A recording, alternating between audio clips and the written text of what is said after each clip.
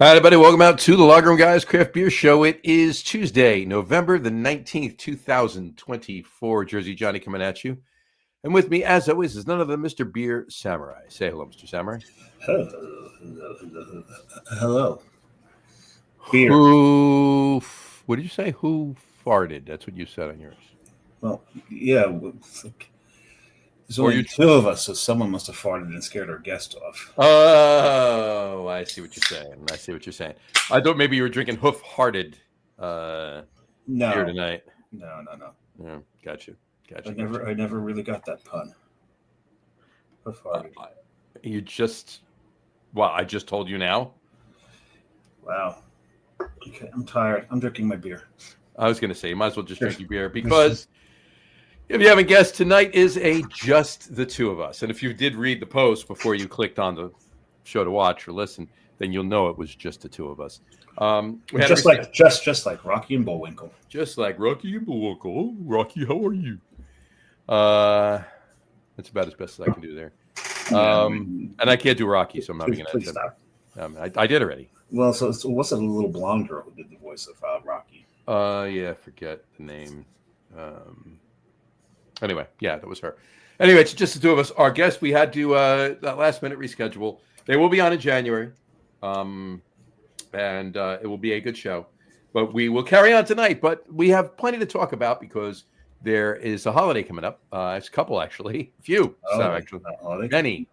But there's one. National Zinfandel Day tomorrow. National Zinfandel Day tomorrow, exactly. And whatchamacallit. So we're going to discuss some holiday prep. We're going to discuss a little beer news, just interesting beer things that are happening and going on right now.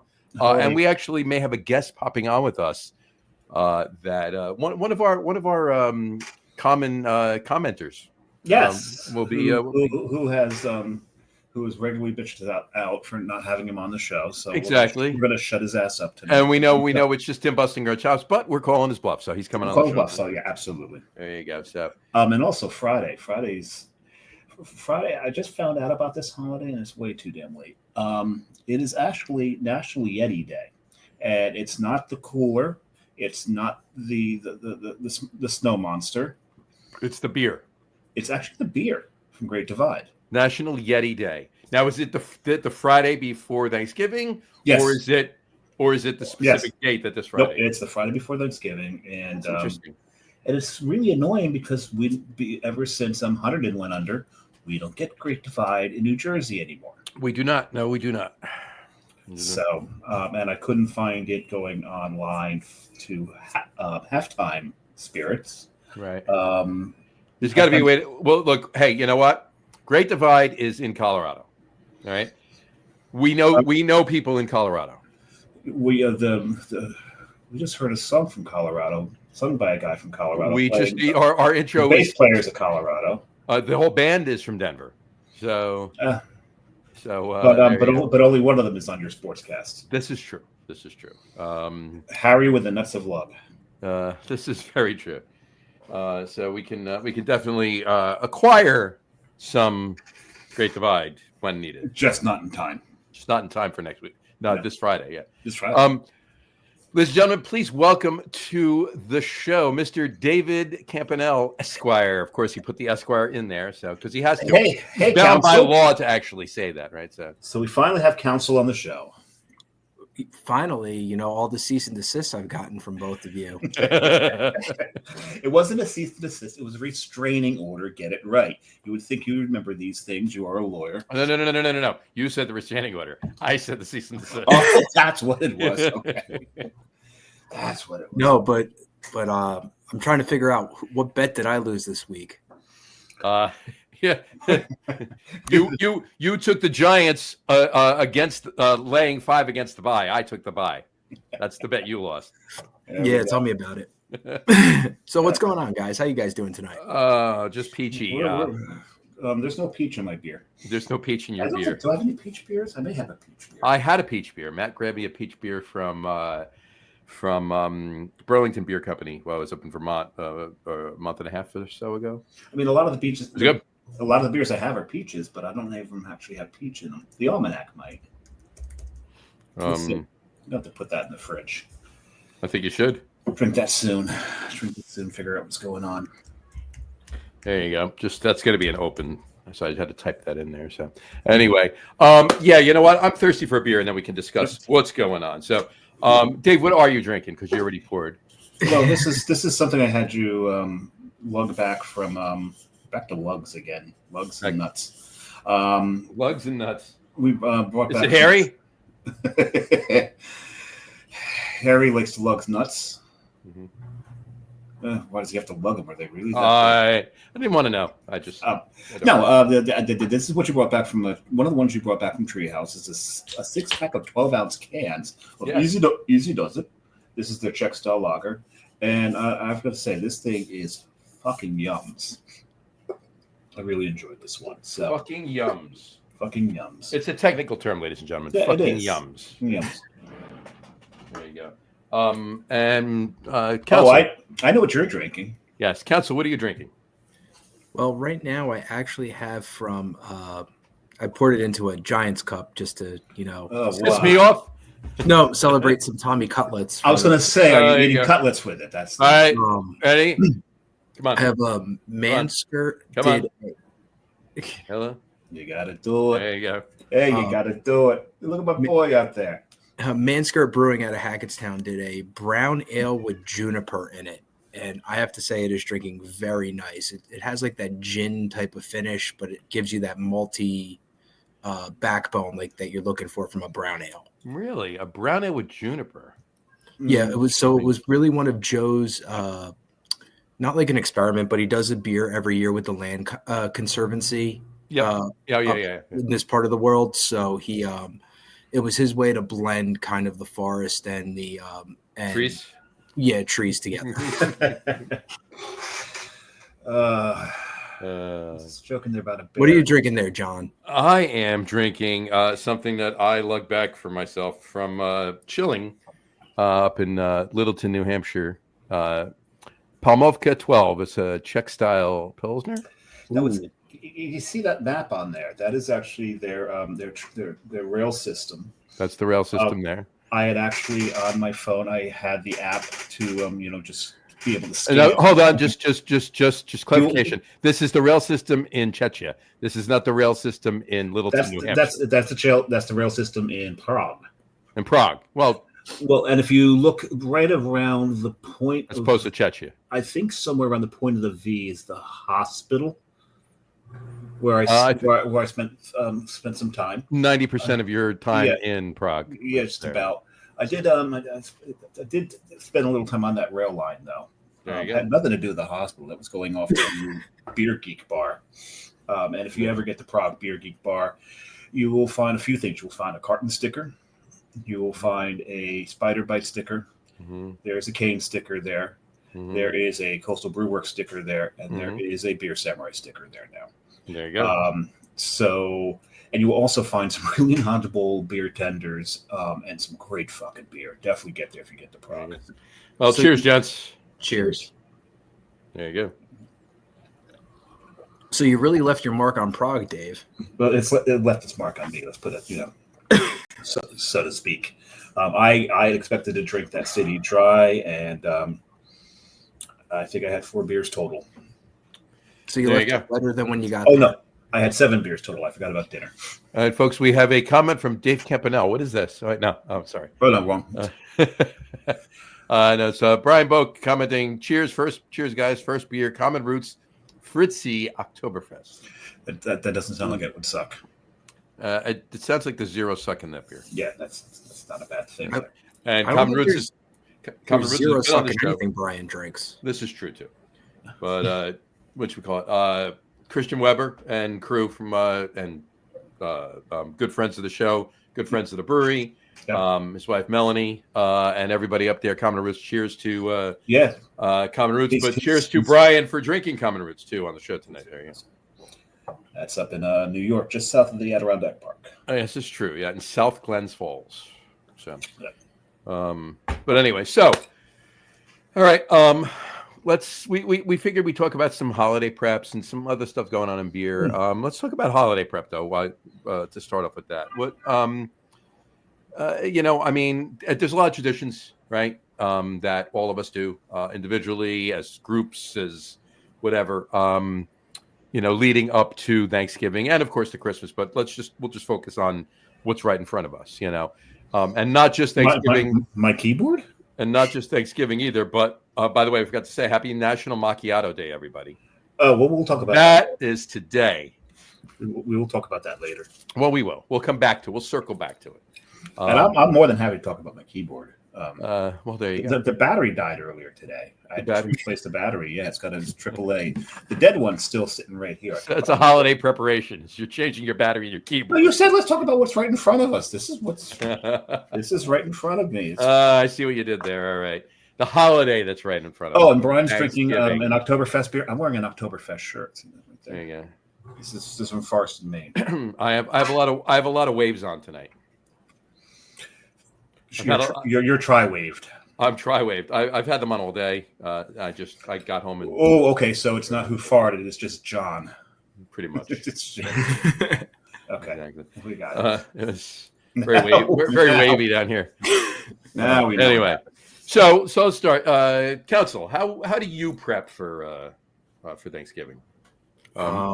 Food wise, beer wise. I mean, you don't have to tell me. Or you just go to shower in the morning, or just go to somebody else's house. We actually, since I started dating my wife, which was over 11 years ago, which is weird, like your wife you're already, married, and then you started dating her. So wait a second, you're cheating on your wife with your wife. That's odd. That's clever. How do you?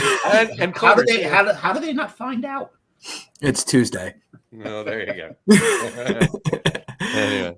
So when I started dating my now wife, your then girlfriend, my then girlfriend, now wife, okay. I would go to her parents' house every year. Okay. And not on Thanksgiving, just every year. Yeah, every year we live there. That'd be because his parents. Because his parents have a cease and desist against him. There you go. Right. There we go. So for Thanksgiving, we would go there every year. It's a big holiday for my wife's family. Sure. And now that we moved, we live in New Jersey in Roxbury, where my father-in-law actually grew up. So we bring a fresh turkey from Ashley Farms. They raise them there, kill them. We bring it out to Pennsylvania every year. And then, of course, I have to bring just a bunch of beer with me. My father-in-law has scotch and bourbon. He makes his legendary Manhattans. And, we just kind of we have to remember it's a marathon, not a sprint day. I may actually just take a ride out there. Some Manhattans. I mean, when I heard legendary Manhattan, I mean, I was sold right there. Yeah. I like me a good Manhattan, but I do like the way I make them. But I'm always open to other methodologies. This is very true. And speaking of that, not to go off on a tangent because we never do that on the show. But on the we do speak about trigonometry occasionally, even though we're not supposed to do math. Never a cosine, just a tangent, right? Yeah. Oh God, my son wants me to cosine for an apartment. Oh Jesus! I'm not kidding. I might get a text a little later on. Right. Did I ever show you my phone? You see the logo on the phone? Yes, I see the logo. Okay. Anyway. Is that trademark there, sir? Exactly. I do need to trademark that. You do need to. So in any event, we on a cocktail podcast a couple weeks ago, our other host, mine and Dave's other host, Tom, he did that podcast, right? Yeah, he did a Manhattan, right? But the bourbon that he used in the Manhattan was actually made with Speyside malt. So it was a Scotch-ish bourbon. No. So we were trying to say whether it's not really a Manhattan because it's got kind of Scotch malt in it, but it's not really a Rob Roy because it's a bourbon. So is it a Rob Hatton or a Man Roy? I think it should have been a Band-Aid Hatton. A Band-Aid Hatton? Well, sometimes that camphor gets like really Band-Aid flavor to it. So that stuff does, yeah, occasion. Yeah. If it's good, it doesn't, but sometimes it does. Well, and the Speyside stuff really tends to be quite peaty. Speyside is very peaty, yes. Mm-hmm. So, but anyway, so continue. So your Manhattans, any Rob Roy's because he's got Scotch. So. Yeah, we we do them all. My brother-in-law will start with the Rob Roy's, probably making his at like, who knows, during the Cowboys game, and then the avalanche begins. This year, I'm going to need to drink a lot during the Cowboys game. It's very interesting because it's going to be the two backup quarterbacks. That's true. Let's call it what it is. It's the Giants game this year. It's not a Cowboys. That's true. I mean, it's time. Who would have thought like that Thanksgiving primetime afternoon game, Tommy DeVito versus Cooper Rush. Cooper Rush. I didn't have that bet. No one did. Except for Netflix. Yeah, really. No, and then we do our traditional, apple pies, pumpkin pie, keep it simple. There you go. I do go to my Chilton Mill. I pick up about 5 crowlers for the weekend. And just kind of wing it at that point. Nice. Very nice. So, but what about you guys? Anything I could steal from you guys? You want to have at it, Samurai? Well, I'll do John and I are both very similar as far as the night before. We're doing a lot of cooking, right? So there's other than the turkey and some of the sides, most of it gets done the day before. I mean, 2 days before, I'll probably do the cranberry sauce. I like doing cranberry sauce myself. I do understand there's a lot of people who don't think it's cranberry sauce unless it has the contours of the can right on it. And that's fine. And that's great for sandwiches, for you doing your turkey sandwich. But I like to make my own cranberry sauce because you can actually spread it on the bread for sandwiches, so that works too. But I do my stuffing the night before. I do the soup the night before. And the reason I do the soup the night before is because everyone knows soup the next day is always better. So you do that. And I do an apple almond cream soup. Ooh. Apple almond cream soup. Right. And we if you remember, one year we did favorite Thanksgiving leftovers. Mm-hmm. And my number one was taking a dollop of the stuffing, put it in the middle of the bowl, heating that up, and then ladling soup around the edge. Around it. Yep. And then you just spoon some of that stuffing down into the soup. So like an inverse bread bowl. Yeah, pretty much. Very good. So good. But so it's really a lot of cooking the night before. Boiling the eggs. So to make the deviled eggs for the next day, because deviled eggs is a tradition. Always been a tradition. And then, I'm brining the turkey. You got to brine the turkey. Got to brine the turkey. So that gets done the night before. So that's for prep. That's it. And the next morning, I mean, I don't probably crack my first one open until like the games begin, or maybe until I see Santa Claus in the Mason's parade. Yeah, I'm. That's what 10.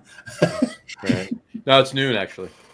And what's really cool this year, our company finally made the day after Thanksgiving a paid day off. There you go. Oh, wow. There you go. I have been in the company 28 years, and this is a long time coming. So it's not been bad being owned by LVMH and the richest man on the planet. I know everyone thinks it's Elon Musk. It's not Elon Musk. It's Bernard Arnault, president of our company. But anyway. There you go. So I'm very similar to Dave. I do a lot of cooking the day before. So like we do 2 meals, right? We don't just do the turkey. Well, he's Italian. Italian too. So are you, Dave? Yeah. So yeah, I grew up with the lasagna and all. Yeah, no. We do lasagna first. So we got I do an Italian meat platter and fresh mozzarella and red roasted peppers and tomatoes and stuff and my father. John, just a word. Bratwurst is not an Italian meat. I know it's not. Oh, okay. I'm just saying. There's no bratwurst involved in Thanksgiving? There's no bratwurst involved in Thanksgiving. No. I would have put money on that one. Capicola, mortadella. I would have put dollars to cutlets. There would be. No brats.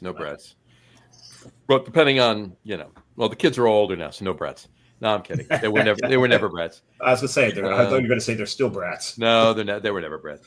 But good kids. But in any event, and then my father always brings down shrimp, and then we have lasagna at like probably halftime of the first game. We have lasagna. Maybe second quarter, mid second quarter, late second quarter, early halftime, somewhere in there. We'll have the lasagna. but it's just lasagna. That's it. There's no like I'll make a couple artichokes and we'll all have a couple of pieces of artichoke, but it's just lasagna. I don't eat those, man. They choked already. They ain't gonna choke. Yeah, but you're not stymie, so you don't have to worry about it. You remember, of course, even though you can't see that anymore because someone bought it all and then got himself tossed in jail. Which we got, and then we retired to the rest of the football game, and then the second football game, and then around halftime, late halftime, early third quarter of the second game, that's when we do turkey, stuffing, the whole 9 yards of it. But the day before, Jess always makes the stuffing during the day before, and I prep all the Italian stuff that night. I make sauce, my homemade sauce, make my homemade meatballs. I put the lasagna together, and do all the cooking, all of that prep the night before. I'm having some holiday beers, but there's one holiday beer that I don't have the night before. The tradition has changed of late in the last couple of years. I'll explain in a minute. But one holiday beer I don't have the night before. I don't have it till the turkey's in the oven in the morning. In the morning, put the turkey in the oven. That's 6 o'clock. No. I get up at like 7. I get the turkey prepped between I get it going like by 8. Everything's in the oven by like 8:30. So clean up, and I sit down and I try to time it. So I'm sitting down. Everything's in the oven. Everything's cleaned up, and I'm sitting down at 9 o'clock when the parade begins, and I crack my first Sierra Nevada celebration. Well, it's actually technically now for the last few years, it's been my second Sierra Nevada celebration of the year. Because my first one I have on the show on Tuesday night, which is next Tuesday, I'll have the first one then. So. Right. But technicality. Yeah. Now, how do you prep your turkey? I've got a very particular way I like to do it. Hold on one second. Just want to get Brian's in here. He said he will be deep frying a 20-pound turkey at the Giants game this Sunday. John weighs a bit much more than 20 pounds. Probably. Yeah. Well, no. Well, yeah. I'm not the turkey. Oh, this week. This week. Yeah. Maybe. Later on. So it's got to get a big enough deep fryer, though. That's the problem. Anyway, needs to be tall. Exactly. So continue. You were saying, Dave. I was asking how you prep your turkey. Oh, me. Me. What you call it? I don't brine it. I prep it in the morning. I will. I use butter. I use rosemary. I use garlic. Rosemary Clooney. Rosemary Clooney. Yep. She comes over and helps. She's good at that. Yeah. Now, butter, garlic, rosemary, and salt, pepper. Okay. And then and in the pan, I cut up 2 oranges and 1 lemon, and just put it on the bottom, so that so all the drippings are going down into the lemon and the oranges. So there's a little bit of citrus in there while I'm taking it and then basting the turkey with that. So, and it always comes out. I try to time it, and I get oven's perfect size so that I can actually fit the lasagna in there when I need to without removing the turkey. Years ago, I actually had to put it in earlier because I had to take the turkey out, cook the lasagna, and then take the lasagna out, put the turkey back in, and finish it. Now I have a big enough oven. I have a big enough onion. It's got layers. You got to peel them back. But I have a big enough oven that I can do it all at once. So, but yeah. So that's So the turkey's prepped, and I don't stuff the turkey. We do the stuffing separately. Never put the stuffing in the cavity. That's a no-no. And there you go. I will say this though. I do the Friday. You were talking earlier. The Friday before. The Yeti Day. The Yeti Day, the Friday before Thanksgiving. The Friday before Thanksgiving every year since since before I was born, but I've been doing it every year since I was a teenager. My old firehouse in North Arlington, we have turkey night. Okay? So I know this one. Yeah, it's we get together all the current members, former members, life members, ex-chiefs, everybody gathers at the firehouse Friday before Thanksgiving. Then we have turkey night. We have turkey dinner and, celebrate the season and have a few beers. And so it's a members only. It's members only thing. It's members only thing. Yeah. They get their own special jacket. Yeah, of course. Yeah. With members only. We all wear the members only jackets. Right. Yeah. But we have. God, you never see those anymore. No, you don't. We tell some more stories, and so forth and so on. But the reason I bring this up is The stuff. We're talking about stuffing. Yep, Mhm. the stuffing that we make. Well, I don't make it. I've made it before, but Rob, one of the ex-chiefs there, he makes it every year. Makes it fantastic. It's the White Castle stuffing. So it's White Castle burgers made into stuffing, and it is fucking fantastic. Which makes a lot of sense. You got the meat. You got the thing is, you order them without ketchup, though, right? You order them without ketchup and without pickles. And not without pickles, right? So you got the meat, you got the onions, you got the bread. There's not much more else you need to do it unless you like celery or stuffing, and not everyone does. Nope. Maybe throw some herbs in it. Yeah, herbs. That's what they do. They add herbs. Yeah. Yeah, like Herb Albert. Herb Albert. Yep, Herb Albert. Herb Albert. Herb from WKRP. Yeah, Tarlick. Herb Tarlick. Tarlick. Yeah. Yeah. So anyway, that stuffing's fantastic. So anyway. Yeah, I think we'll try that. So I do the bird. Yes, you got to do the butter. You have to do the butter. Mm-hmm. I like to take the wings, turn them underneath the bird. Okay. So that there's so it can't fly away. It can't fly away. And the bottom is rough chopped onion, carrot, and celery. Okay. And then the cavity, usually in the cavity, I'm shoving in some cut up onions and the herbs. Mm-hmm. They go into the cavity, and that's how I roast it. Now, what it does, it releases all those. When the turkey releases all its juices, I'm using those drippings to make the gravy. And it's already flavored with all that. Mm-hmm. So it makes a really delicious gravy when you do it that way. So I like doing that. There are some people that'll take the truss the legs, which is fine. It helps a little more even cooking, but the thighs cook quicker than the breast anyway. So I'm not sure you kind of want it to not do that. I don't at any rate. I think they might do it to like when they do stuff the turkey. Truss the legs to keep the heat in to cook the stuffing so you don't get salmonella from your damn stuffing. Another thing I've seen people do is there's that flap of skin around the cavity on the sides, and I've seen people put slits in those, cross the drumsticks and stick them in. Yep. And stick them in. Yep. And that's another way of trussing it if you don't have the butcher's twine. I've done it with chickens. I don't do it with the turkey. I do try to get the tail stuck up more into the cavity, though. I don't want that sitting down in the fat because the turkey tail, that's always mine. There you go. That's mine. Now let me ask you a question. Either or both of you. The neck.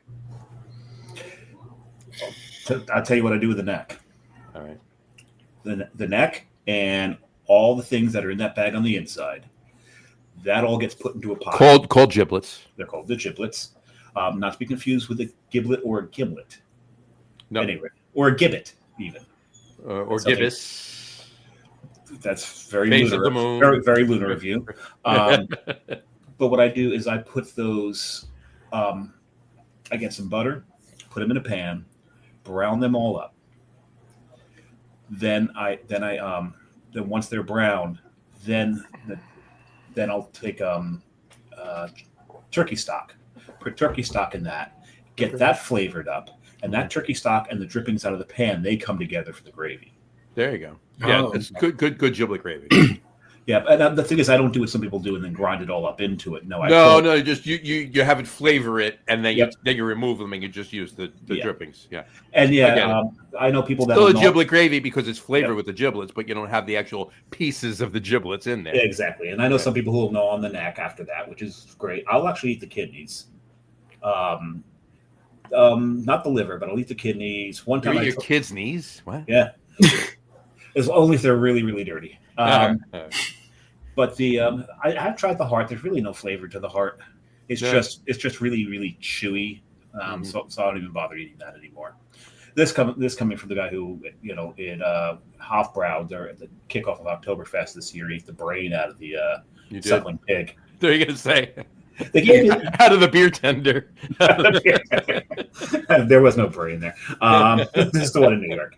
No, they gave because I'm looking because they got the whole thing cut up and the head's sitting there on a plate. I'm like, you mind if I grab the cheek from it because the cheek meat of the pig is delicious. Sure. And they're like, take the whole thing. So good. So yeah, so I ate the cheeks. I didn't eat, but I did, and I tried the brain, nice and creamy. Creamy. It was creamy. It was nice and creamy. To catch up on, Yeah, should I catch up on two comments and then I want you to say it, Dave. Hold on one second. Yeah. Brian Boak just said he has very large brew pots to deep fry a 200-pound turkey. Yep, nope, still nothing there for me. Yeah, you're a little off, Brad. And he's got another one. If you got two of them, you can cut me in half. You want to do that, but and he says he cooks breast down so dark meat fat melts into the white meat and does not dry out. That's pretty cool. In the fryer, yeah. And then flip it last hour to crisp up skin. There you go. Oh, he's talking about in the oven then. He's talking about the oven, yeah. Yeah. All right. Counsel, you're I was gonna say, growing up, my dad would take like the carcass after he picked everything off and all the leftovers, the neck and everything, and then Friday morning he would make like a turkey stew. He'd make his own stock. He'd do all that, and it was just like another way to use everything so things didn't go to waste, and just give you another way to enjoy your turkey. And it, like, smelling that on like a Friday, because my mom would do the turkey dinner on Thursday, so that would be my dad. Like, he would do Friday because my mom wasn't cooking again. Saturday was all the leftovers, and then Saturday I like to do the soup. I used to do turkey wild rice soup, and it's a mixture of wild rice and also turkey long grain. But yeah, make your own stock first. I go through so much carrot, onions, and celery to make this, because I make the stock with what the French call mirepoix. Mirepoix. And then when I strain it, they're in there with the carcass. Then I strain it all out. So I've got just the liquid. Then I go through the pot after it cools down, and then grab all the any meat that's left over from it, and then redo the onion, celery, and carrots for when I actually make the soup. Problem is, I'd always add, because some people do this, a lot of people do this, I'd always add too much rice, so it'd be stoop more than a soup. So sometimes stoop isn't a bad thing, though. Oh, it's not a bad thing, especially if it's cold out. That's a stick to your ribs meal right there. So John's opening second. I've already opened mine, so I'm going to tell you what it is. I had to squeeze the can to get every last droppiness of goodness. This is Oxen beer. So this is the oat lager. This is from Schilling.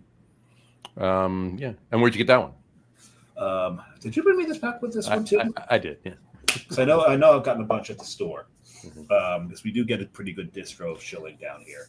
So this beer is really, really nice. After drinking the Czech lager, it's almost like there's a little lemon sense to it, which is weird.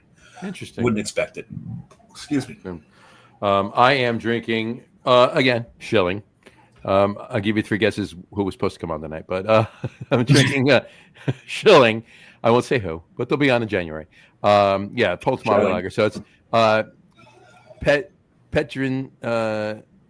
Petrine 11, yeah. Petrine 11. It's Polo Tomato. I don't know how to say that. I'm pretending like I know how to read the diacritical marks. It's Slavic writing. Petrin. Let's just call it Petrin. Yeah, there we go. It's Polo Tomato lager. So there you go. It's probably pronounced snowflake. Probably is. Yeah, something like that. Counsel, you have a second beer you opened? Or you're still working on your? Still working on the first one. Still working on your first one. Well, I'll give you kudos to that, because I mean you do have a small child at home. Yes. And you did just have dinner, and you had I know there was bath time. We did the whole routine. So is she down now, or is she still? Or is she resisting?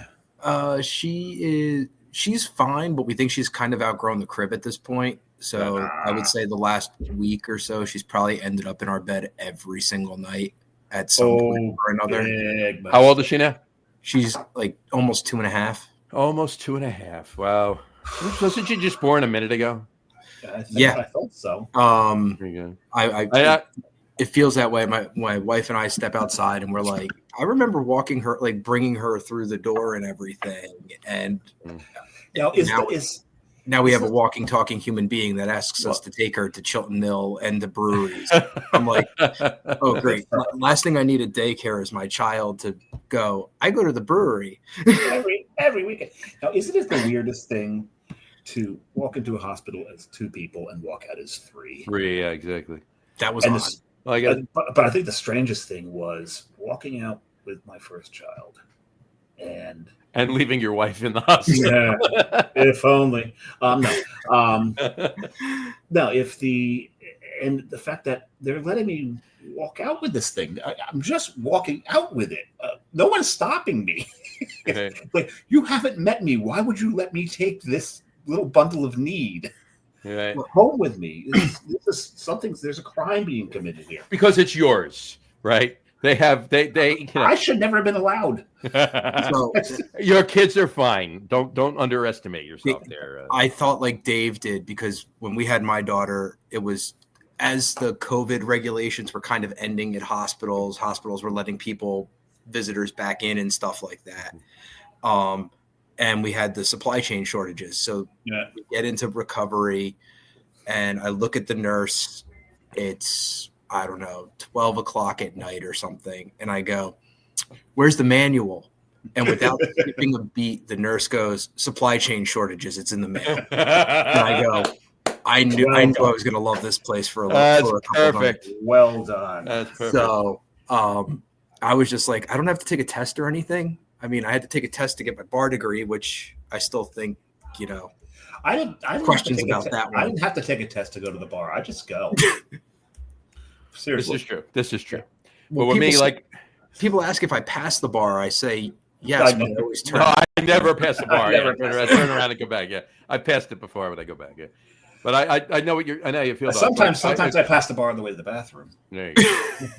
But I feel like I just seriously, and I'm not even saying this is like a tongue in cheek, because that's how we all feel, right? But seriously, it's just like it was yesterday that my oldest daughter was born. She's gonna be 31 years old in January. So. Well, I think we did the math when I saw you guys at the Giants game. Right. One of you, think what, John or Brian could be my dad. Based on my age and math. Well, I thought it was all 3 of us. All 3 of us really could. I'm 35. You're 35. Yeah. All 3 of us could.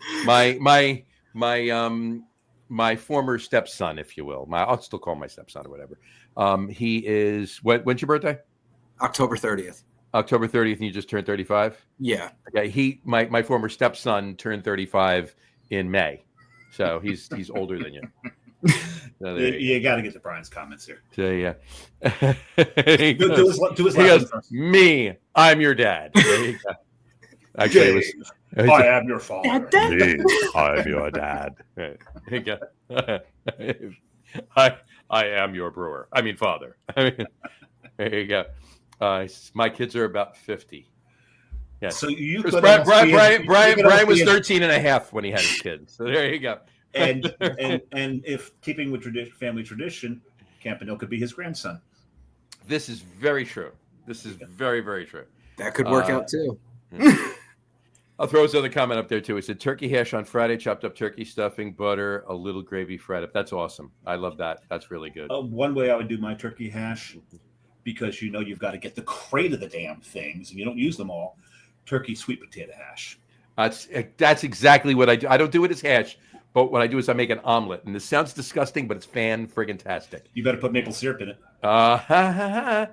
Is maple syrup sugar? Stuffing, turkey, sweet potatoes as an omelet in eggs, and then I pour maple syrup over. There you go. Ooh. I put maple syrup in the turkey sweet potato hash. There you go. It's fantastic. Quite fantastic. But yeah. So Glenn is going to be 36 in May, so he's older than you. So yeah. So there you go. There you go. Son! No, I'm kidding. I'm the youngest. There you go. Yeah. Yeah. Well, in the group on the Beer Rant Shenanigans group. Yeah. You are the youngest, and Brian is the oldest. Yep. Yes. Yep. There you go. There you go. And that makes James a very Dave and I and Brian are Brian, the middle. other Brian. We're not in the middle. We're closer to Brian. Closer to Vogue. We're near the top end. Gene was the baby until Campanile joined. Excuse me. Yes. No, Joe Granat was the baby. Oh, Granite. He wasn't in that group. That's true. He wasn't in that group. We just added him. So actually, Lynch was the baby from it. James was the baby. Yeah, James was the baby, and he was very grateful that I showed up. Yeah, like we stopped ripping him at all about anything. Not Bayonne. There you go. Not Bayonne. Not Bayonne. You can't rip about Bayonne. One more coming from Brian. Sweet potato slices layered with apple slices, butter, brown sugar, then cooked, then topped with those little marshmallows. Well, that's now a dessert. Now we're getting into dessert. Now we're getting into dessert. That's actually, well, it's not really. I mean, it's a dessert and it's not a dessert, right? Because it's got the sweet potatoes in there. Apples can go either way. Brown butter. So sweet potato pie is not a dessert, John. Is it sweet potato pie? Is that what he's making, or is it sweet potato? No, but you just said no. I know. But you can. But hey, you do a sweet potato casserole. You put marshmallows on the top of it. It's still an appetizer. I like that little backtrack. I like the little backtrack right there. That would be great for a witness stand. No. Hold on. Let me clarify. That side dish is still a goddamn dessert. You're right. It's a dessert. Even the sweet potato casserole is a dessert, masking itself as an appetizer. Masquerading as that's all it is. That's all it is. All right. You put marshmallows in anything, it becomes a dessert. This is very true. Or in beer. In beer, and it's a casserole. It's not pie. See, there you go. No, I wasn't calling it a pie. I was just saying because you said that wasn't a dessert because it had sweet potatoes in it. That and you said sweet potato pie isn't a dessert. I see where you went from the same argument. See, there's a lot of legal shenanigans. We're an old couple here. That's just fine. It's legal squabbling. It was Felix Unger Day a few days ago. So yes, it was. I mean, this is the modern. It was the Odd Couple Day. It was Odd Couple Day. Yeah, Odd Couple Day. On November 13th, Felix Unger was asked to remove himself from his place of residence. That request came from his wife. Deep down, he knew she was right, but he also knew that someday he would return to her. And I do love it when they did it with Messier and Gretzky when Gretzky joined the Rangers. That was good. That was classic. So anyway, all right. What do you? So you drink? So Dave Campanile, counsel. Yeah, I'll call counsel. I'm counsel. Counsel and samurai. There you go. Counsel. So I'm going to assume you drink more brown liquor on Thanksgiving than beer. Just you get a couple of the Chilton Mill Crowlers. Yeah, I tend to steer more into the brown liquor than beer, but the night before will be a beer night, so I'm not overly what's the word I'm looking for? I'm not tired of what I'm drinking the next day. Oh, I got you. Palate fatigue. Yeah. So what I do is I normally I drink beer the night before, and then I drink beer from the morning, obviously, as I stated. I will during the turkey, and this is odd because I will have during the cooking of the turkey or the eating of the turkey, during the turkey, just during the turkey, right here. During the turkey. During the turkey. Right the wearing of the turkey. The wearing of the turkey. The being of the turkey. How's that? I will have one glass because somebody inevitably brings over a bottle of because it's just out Beaujolais Nouveau. Yes, it is. All right, so I will have one glass of Beaujolais Nouveau, a half a glass because I'm drinking beer all day. I don't need a lot of wine, but I'm gonna drink a little bit of that. I'm gonna sip on that while I'm eating the turkey. Not during the lasagnas, you think I would, but I actually enjoy. By the time I get to lasagna, I'm just wolfing that down so fast. There's not time to enjoy wine with it, so I'm just kind of beer with it. So yeah, I was going to say, what beer do you pair with your lasagna? I'll give you three guesses. Sierra Nevada Celebration. There you go. You didn't even need the three. You don't need them. Yeah. But in any event, later on at night, though, once the food is done and we're doing desserts, the beer stops, and that's when I'll drink. I might drink a cordial or two, but then I'll have either some do you drink old fashions. What's that? Do you drink it cordially? Of course, always. Now the 21st is Beaujolais Nouveau Day, November 21st. Yep, it is. So that's the annual release of the Beaujolais Nouveau. Okay.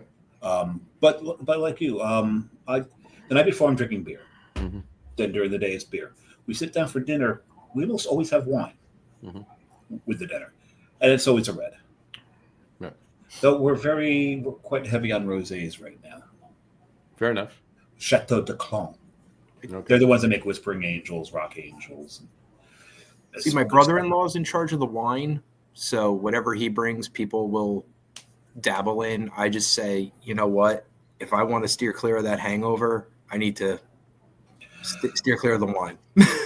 Well, that's exactly why I'll have a half a glass. I will drink plenty.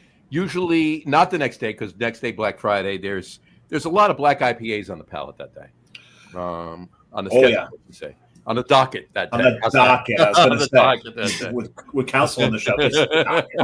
I was going to say, it's usually for Black Friday, it's usually a lot of, for me on the docket, it's a lot of bourbon barrel aged stouts. That's really when. I'll have a few of those.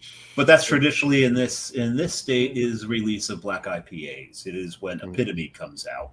Though they've started doing it prior to Thanksgiving. They are releasing it prior to Thanksgiving now. He who we shall not name has messed up with the calendar. Yes, he has changed things up to make sure he gets the pre-Thanksgiving Day sale. So that's smart. It's good business. And we released our Black Friday offering a couple weeks early too, which is of course Creature of this one, yes. Yes, the vertical migration, the Black Lager. You did have that at the game, right? Yes, that was delicious. And last year was the collab Preacher from the Black Lagoon. A beer from the Black Lagoon. Beer from Black Lagoon with alternate ending. Yes. We were the plan was, it was on the schedule, wasn't on their schedule, it was on our schedule to make it this year, but things got changed around, and it long story short, we didn't brew it, and it was too late to put it on their schedule, so it will make an appearance next year again. Okay. So, but mark it on your calendars, folks. Mark it on your calendars, folks. But we have our Black Lager, so how about that? Dropped off a bunch of cases of that today, so there's a lot of cases out there. Down in Jersey, Forest Fire Country. Yeah, in Forest Fire Country. Yeah, not up in Forest Fire Country, down in Forest Fire Country. So I ask for it everywhere I go up here. Yeah, there will be drops between now and next Wednesday up north. So I will let you know where they are. There you go. Very nice. Oh, did you find your portico? Did you find the No, so I have been this starting the middle of last week through this week is always my I like to say my crazy time of year for work. Which is a good thing. It's always good to have work when you're working for yourself and running your own business, as John knows. But there's a lot of people, breweries, stuff like that want things done now because of the holiday. And then, so I have not made my trip over to a liquor outlet yet. But my buddy and I, because they have this.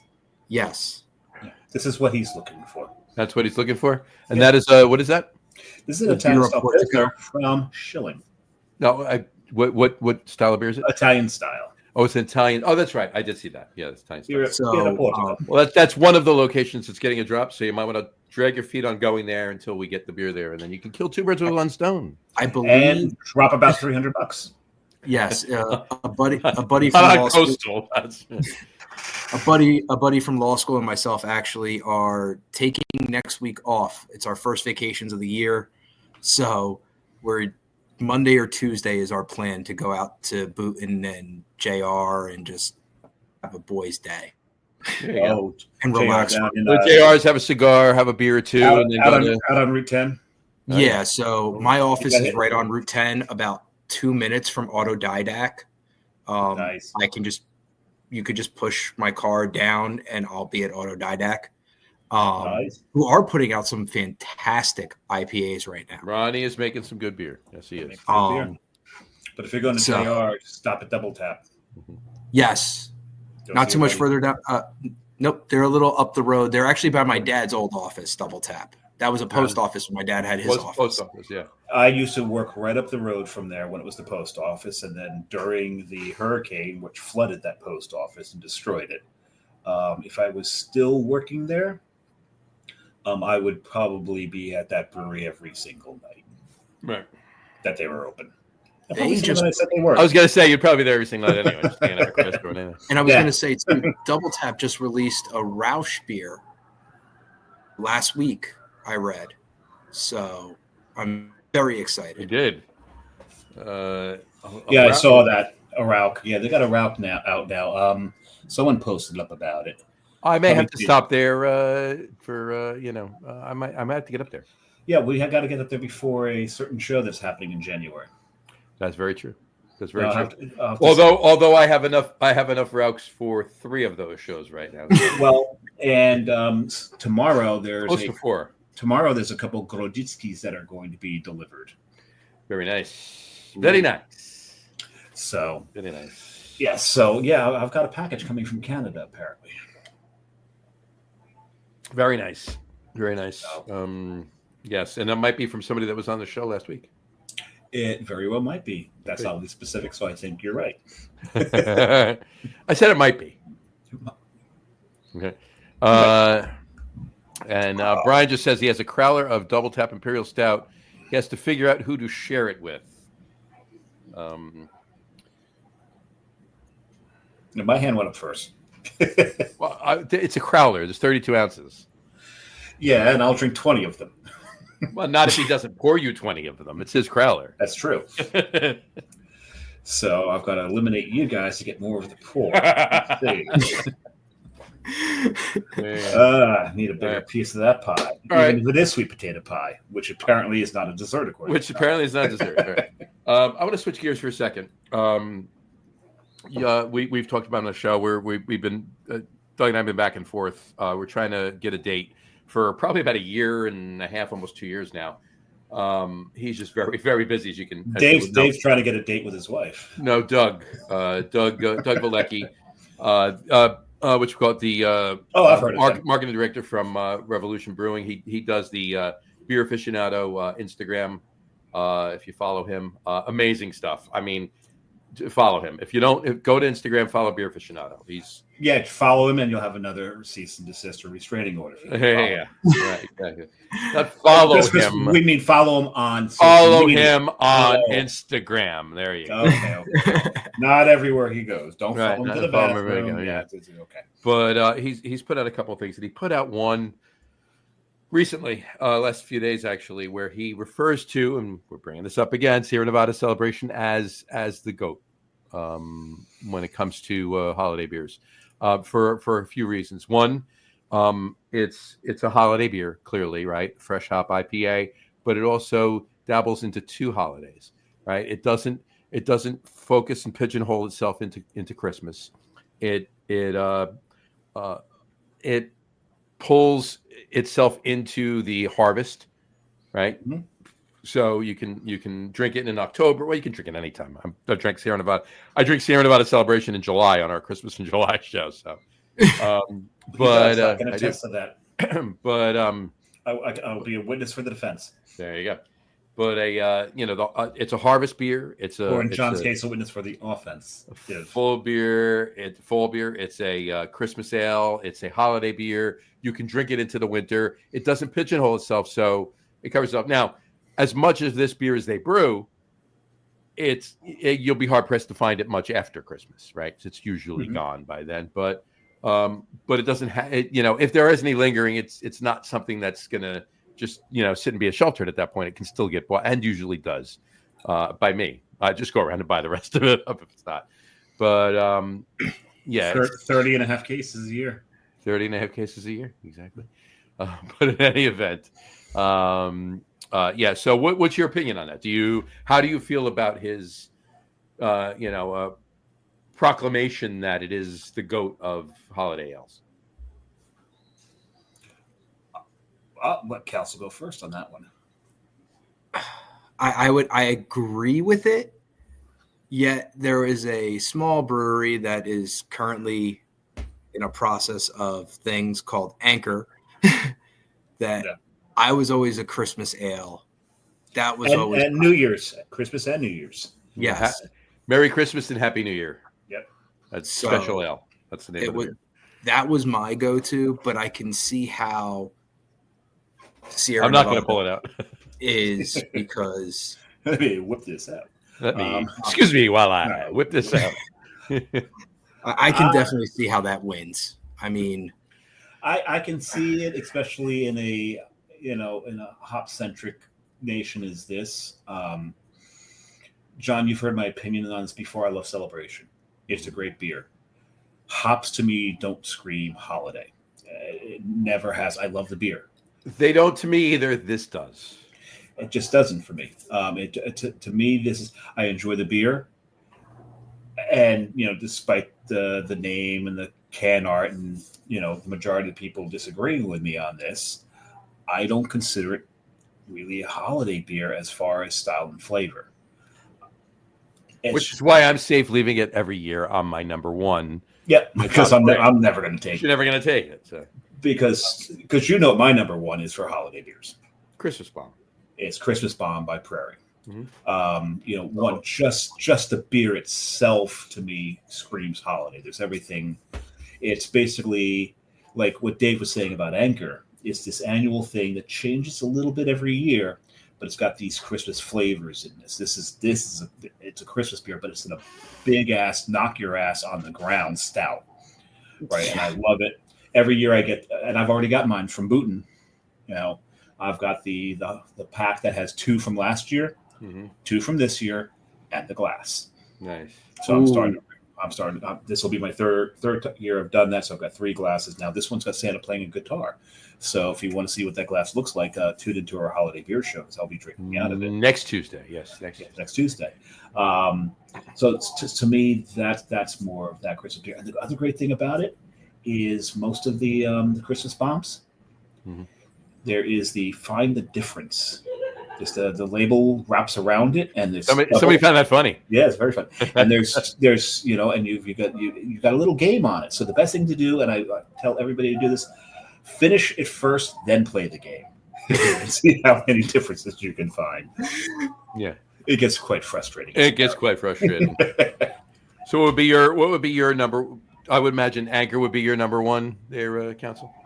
Yeah, I mean, if I would take them all only because if we're going by what's produced today when we're talking, then it would be Sierra Nevada. But if we're going back, it would be Anchor. Don't get me wrong. There's a lot of other there's a lot of other holiday ales. You want to call them Christmas ales. You want to call them holiday ales. Whatever you want to call them. All of the Belgians, right? The Saint Bernardus Christmas ale, the Corsendon Christmas ale. Those are amazing, right? Scaldis Noel, amazing. Mm-hmm. Le Chouf, Nice Chouf. Amazing. Getting into the States. Mad Elf, and I only say that you got to buy Mad Elf and sit on it for 2 years before you drink it. At least. And just don't light a match. No, it's rocky. But once it mellows, it's fan-fucking-tastic. But it has to sit for a while. I know I'll drink 1 or 2 Mad Elves just to have them fresh. Just to almost like what's the word I'm looking for? Research, right? Just to see. But I'll sit research. if I buy a 6-pack, I'll have 1 or 2. The rest I sit on. I'll have 1 the year after, but I'm not going to drink the bulk of them until 2 or 3 years after. And I have a bunch. So, but in any event, another one that's underrated and I think is a fantastic holiday ale is, and we're going to have one of these same conversations next week, I'm sure, but is Avery Old Jubilation. That's a fantastic beer. It's an amazing beer. You're missing one. Hardywood's Gingerbread Stout. Hardywood's Gingerbread Stout, sure, absolutely. Hardywood's Gingerbread Stout's amazing. Especially the barrel-aged version. Yeah. God. Oh, yeah. Holy crap. I may have one. I think I do too. I may have one buried somewhere. I think I actually have. I think I have an old 750. I gotta go get the shovel of a barrel-aged Hardywood Gingerbread Stout from years ago when Joe Granat was down at the brewery. It's got to be at least 6 years old, this thing, if not older. No, that reminds me. I got beer to pick up at Brian's. Yes, you do. So do I. Vale. Yeah, Yeah. Brian We kind of all do. Brian delivered owls to him when we were out this past Saturday. But, Didn't bring yours. Oh, did you order from? I didn't order any. No, Oh, I actually I saw the texts after he had already left the Vale. Gotcha. So, that's right. Yeah. He has a beer that he bought for me from when he went away, like North Carolina or something, when he did that trip, and he was sending us. It's Richmond, Virginia. It's from the Vale. Yeah, when he went to Richmond, and he started all beer the for good me. stouts.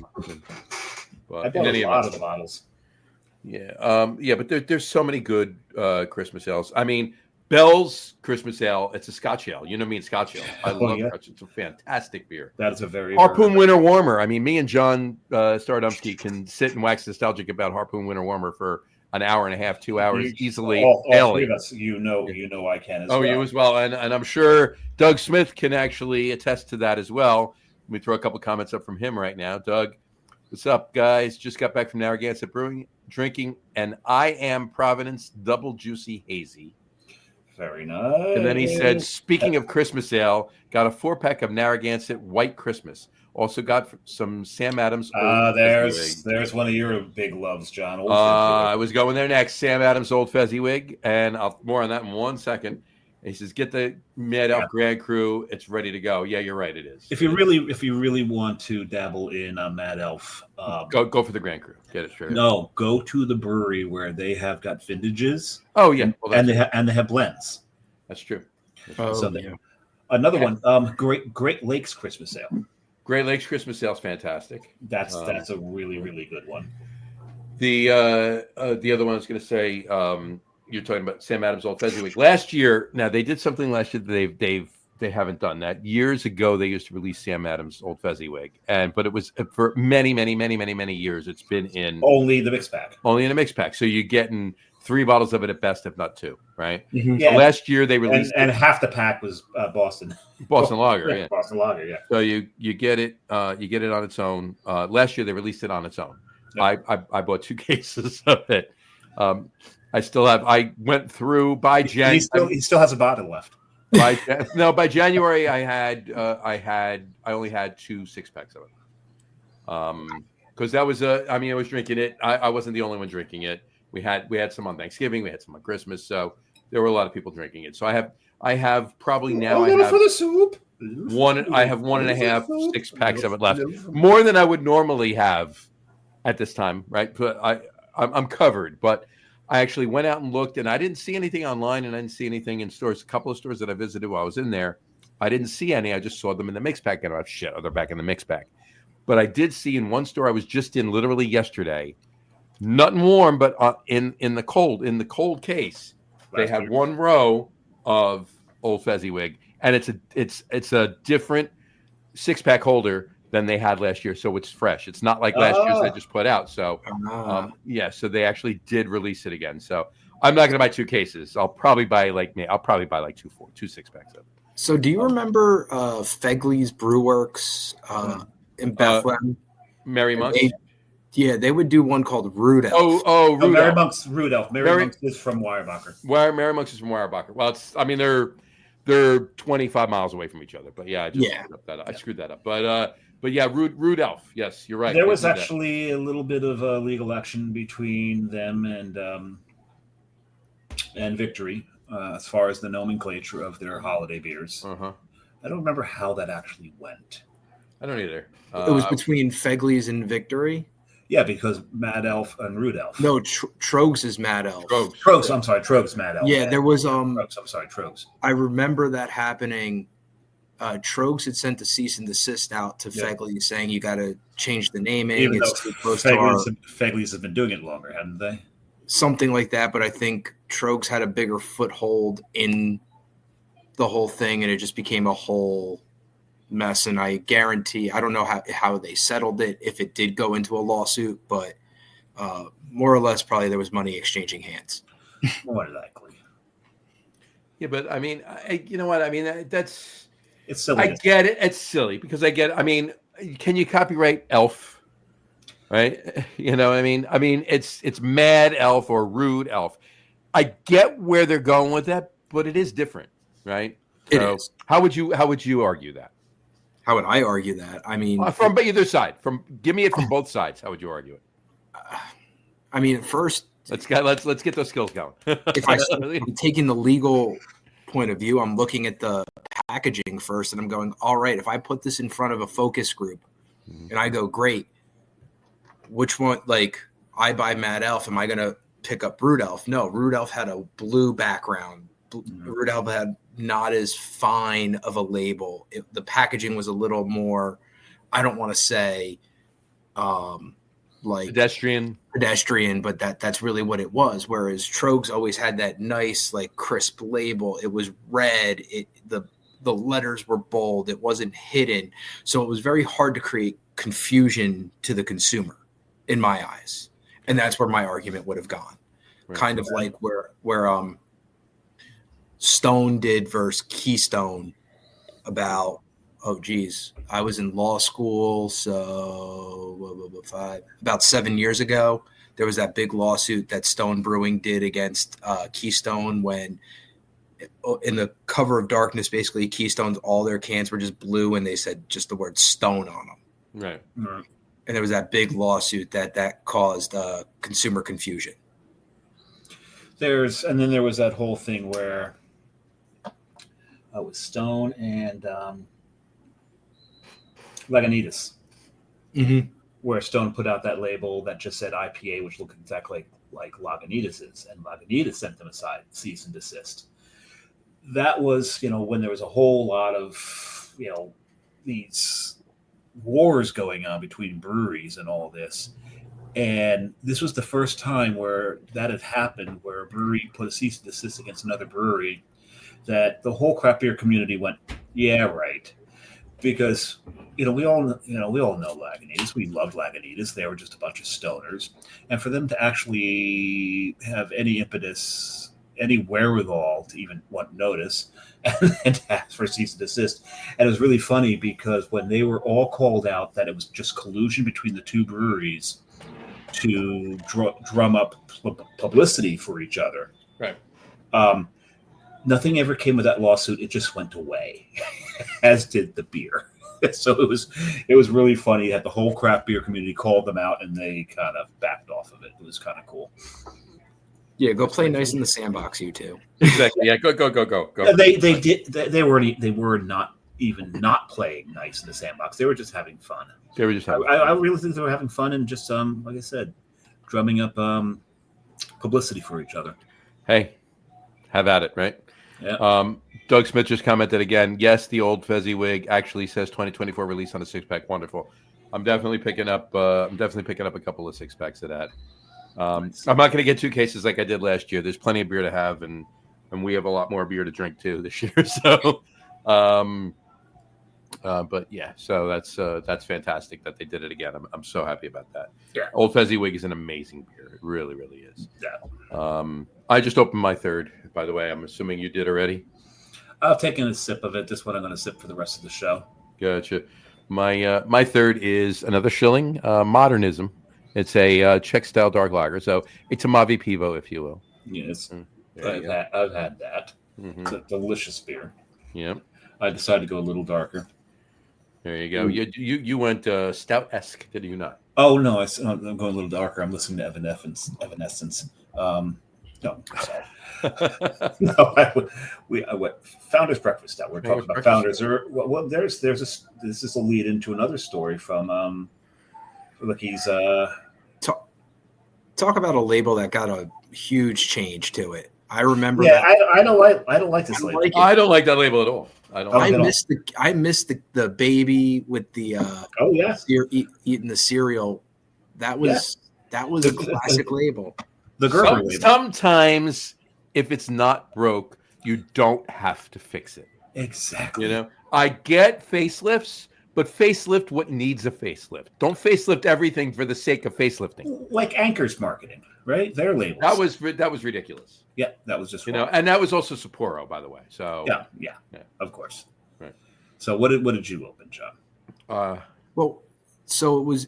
I heard a story, and I couldn't confirm it. Was that Founders got basically threatened with a lawsuit that having the child on it was advertising to children.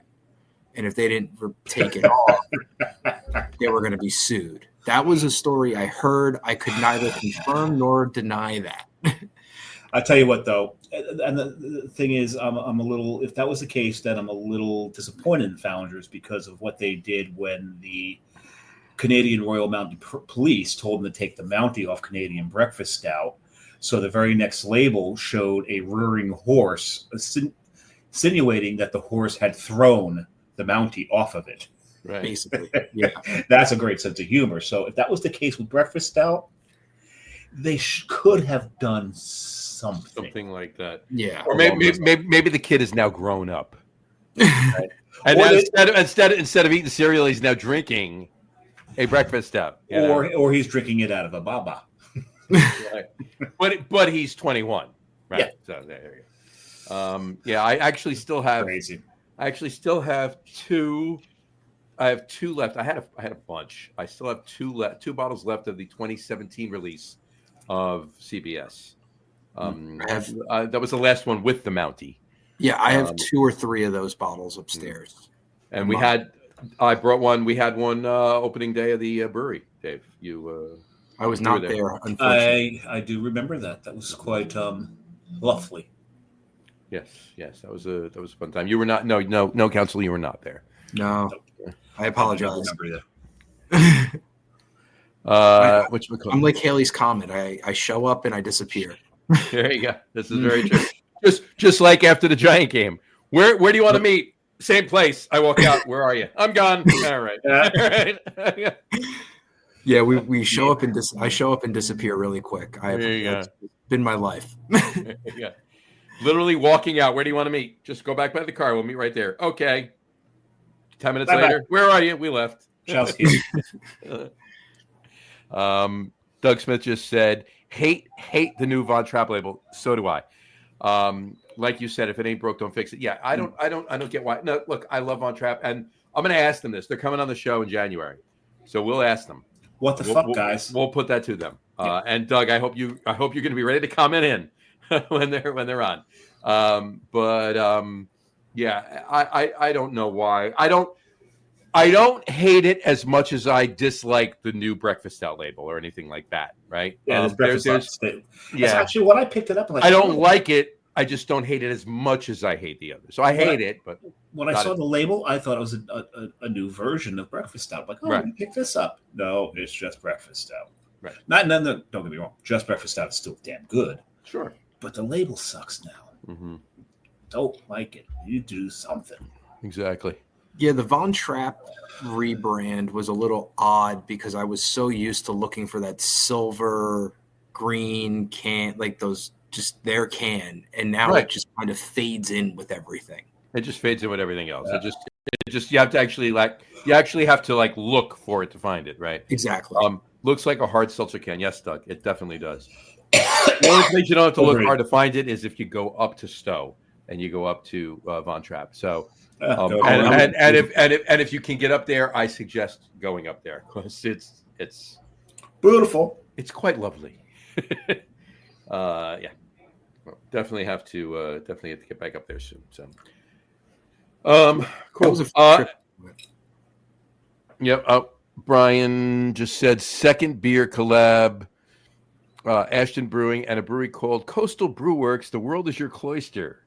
Oh, second beer is a collab between Ashton Brewing and a brewery called Coastal Brewworks. The world is your cloister, Belgian double with raisins and currants. I've heard of that beer. I've heard of those breweries. I've heard of both. That might be a can of it right there. So was this just burying the hatchet for when Ashton housed you guys at Paragon in the March Madness by having their whole staff show up and drink their own keg empty? It was sure. No, Steve's great. I love those guys. We love those guys. I jest. I know. He puts out some great beer. He really does. And this was fantastic. Now, of course, I'll give you 3 guesses who, Matt did sit with Steve and they did go over this. And at the time, Max Cayetta was brewing there too. So he was involved in a little bit of it, but not as much as obviously Matt and Steve. But this was an amazing beer. the raisins and currants, and this was an amazing beer. I loved it. I actually I have two. I mean, it's gone, right? We did it last year. I have 2 cans of it left, and I'm like, I don't know when I want to drink them because I don't want to save them forever, right? But if I drink one now, I only have one left. It's like one of those beers, right? So what is it Sheen who says it all the time? Drink your beer. No, it's Joe. It's shut. That's right. Scrat it. Right. And says the Modelo drinker. He can shut up. Says the guy that drinks Modelo. So why do we let a Modelo drinker? He's not a Modelo drinker. He's a craft beer drinker. He just like he enjoys when he goes to Jets games. That's when he drinks Modelo. When he's going for a long haul and he's going to be sessioning and pounding beer, he drinks Modelo because he does. Look, I enjoy Modelo Negra. Modelo Negra is a good absolutely. Beer. I can't drink 90 of them. I'll drink 1 or 2, but I do enjoy the beer. Right? I will have it. If you twisted my arm and made me drink a regular Modelo Especial, it's still a good beer. It's a good beer. I can drink it. Less than I'll drink the Negra, but I can still drink it. It's actually probably the best Mexican lager that there is out there. I will give you that. It really is. Best lager from Mexico. Right. Yes. Thank you for clarifying. The best. Yes. Yeah. There's plenty of better Mexican lagers that are brewed in the United States. Right. It's the best lager brewed in Mexico. Mexican lager brewed in Mexico. Right. Yeah. But yeah. His love and devoutness for that beer does make one wonder. But he does make no mistake. He does enjoy craft beer. He's a huge Hardywood fan. And he's definitely consumed plenty of his share of gingerbread stout. So, yes, he has. There you go. But Brian, thank you for enjoying that. Please let me know what you think of that beer too. Let us know what you think of that beer. I loved that beer. I loved brewing that beer too. We drank, and look, quick story. When it comes to a collab day, right? 2 breweries get together. Whatever brewery's going to brew, whichever of the 2 breweries is going to brew it. You meet there and you come up with the recipe. And while you're coming up with the recipe and everything else, you have a couple beers, and that's fine, right? And then you pick the brew date and everything else, and you source the ingredients and so forth and so on. And then the brew day comes, right? And on the brew day, right, it's basically the brewery's head brewer brewing the beer. Both breweries' owners and anybody else that's there from the other brewery will mill a bag of grain, pour a bag in, right? They'll do something. Pour some hops in, do something, right? But I'm not saying this because the breweries are lazy. I'm saying this because kudos to the brewery that's brewing the beer's head brewer, right? Because he's actually doing a lot of the work, right? But it basically is a bottle share, all right? Always. And then comes kegging and canning day, another bottle share. Mm-hmm. But everybody does work, including the brewery that is the guest brewery. Everybody works. Everybody's canning. Everybody's kegging. Everybody's doing work, but it's still a bottle share, right? And I do have to tell you, I had one. There was many great beers that were drank during the making of this beer that Brian is drinking right now. But the one that was probably the most amazing was a 2004 bottle. I think it was 2004 bottle of Raison d'Extra from Dogfish Head. Ooh, nice. So it was almost 20 years old at the time. It might have been 20. It might have been 2003. So it might have been 20 years old, and it was fan-fucking-tastic. And Steve Ashton had a bottle of it. He's the one that brought it in, and it was kudos to him for bringing that in. That was amazing. So, I gave you that whole story just to get to that fact. That's all. Okay then. All righty. Anyway. All right. One other thing on the celebration thing, and not to get back to Doug Valicki, Sierra Nevada has always now they brew the beer. Obviously, years ago they brewed it out in Chico, but now they brew it in Mills River down in North Carolina, which Dave and I have both been to. Mm-hmm. And what happens is they have very, very, very large, very, very, very large brew house. Tracts of land. Well, that too, right? There's big, huge bags for the dry hopping, for the fresh hopping of the beer, right? when they keg the beer, when they can the beer, when they pull the beer out, and well, not even keg and can it, when they pull the beer out of and send it to the fermenter, okay, there's, I'm sorry, this is in the fermenters, right? Okay. It's not in the brew house. It's in the fermenters. The dry hops are sitting in there. When they keg it, the fermenters are not in the brew house? Well, no. I'm not talking about the brew house. I said they had a big brew house. I meant fermenters. I mistook myself before. When they send it to the bright tank to sit in condition, they have these bags are still sitting in the fermenter, right? They can't, and it takes many people to, because they're very big fermenters, so they're very big bags, so they're heavy, right? And they're wet and everything else. So they move all the liquid out. It goes into the bright tank, and that's what they can and keg. But these bags are still sitting in there, and they do it the next day, right, or a day or two later, or whatever. They take the bags out, but there's more beer at the bottom of the fermenter because more beer has dripped out of these bags once they've already taken all the beer out of the fermenter, and they call that celly drippings. Celly drippings, yes. Celly drippings, right? Or celly drippings, something like that. Celly meaning celebration, so celly drippings. So it's a much more concentrated version, if you will, of Sierra Nevada Celebration. And for years, it was a secret. Like they used to take this and they would keg it. There would be maybe 5 barrels of it. That's how big these fermenters are. What would drip out, and they would take it and they would tap it at the brewery in Mills River. But nobody knew that they didn't like promote it or anything else. If you knew, you knew. You went and you got some. They filled growlers. They filled crowlers. You got some on tap there. Whatever. You just went. This year, it's become so wide known. It's not a secret anymore. They actually announced the release of Celly Drippings. That's what it was. Sierra, not found. Right. Yeah. Okay. Yeah. So I thought it was pretty cool. No way I'm going to be able to get down there. I think they release it next week. Or maybe they did it this week. No way. I don't remember. Yeah, but maybe one year I'll go down for Celly Drippings. I'm gonna have to do something. Like that. Maybe we can go together down. No, it's Mills River. Oh yeah, Mills River, right down. Mm-hmm. That'll be fun. There you go. We don't have they come. They've reopened, right? I don't think they closed. They may have closed. They closed, but I think it was for the sake of their employees, not so much because there was any. It was for the sake of the employees. Not there was a little bit of damage out in the back. If you, David, I've been there. If you've been to Mills River, there's a band shell out in the back, way out in the back. A lot of that forest area and some of that was actually damaged. But the brewery itself, knock on wood, they were fine. But they did close because of their employees that lived around the area and everything else. But yeah, they've since reopened. And I'd like to get a report. We'll have to look into that. And find out how everybody's doing down there. I've heard some stuff from Highwire, mainly because I talked to the one tapper manager that I was talking to. But they're getting there.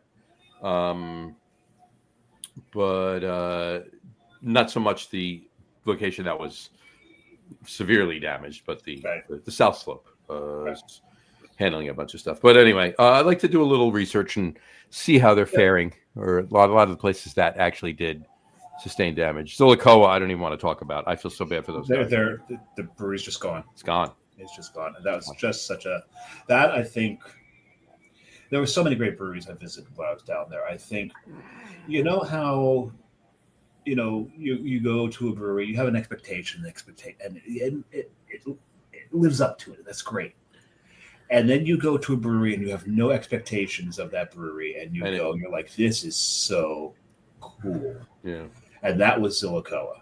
Yeah. Right. It's like, okay, let's go check them out. It looks like they got a good beer list, and you get there. It's a bit of a ride. It was like, it wasn't like you're walking around the South Slope or you're going down to the, it was a bit of a ride. You had to want to go. Yeah. But man, it was just such a cool place to hang out. The staff were all amazing. The beer was fantastic. Yep. It was like very family and dog friendly. They had it's super, super dog friendly.